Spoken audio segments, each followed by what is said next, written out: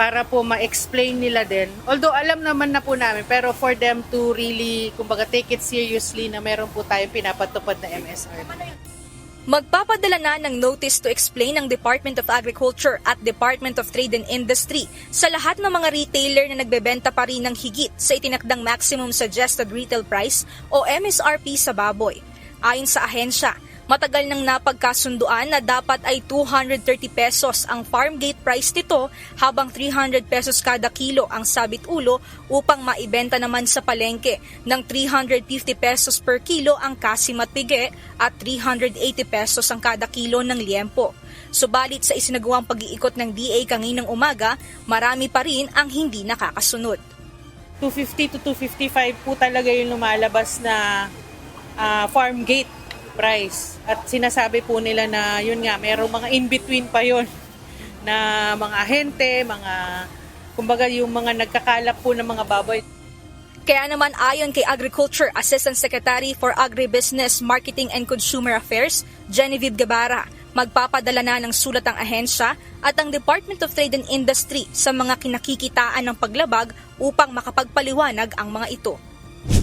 Hindi naman nakararamdam ng matinding pangamba ang ilang mga retailers sa ipadadalang notice to explain ng DA at DTI. Paraan-paan nila ito upang makapagpaliwanag sila kung bakit nagiging ganoon kataas ang presyo ng karning baboy sa retail side.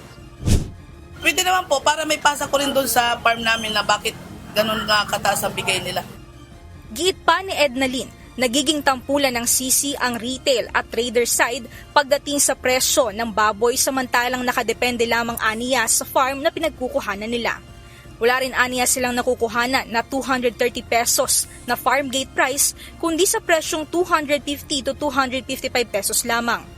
Wala po, kung meron po, bakit hindi kami kukuha doon? Ikawawa na nga kamay, ma'am. Sa totoo lang.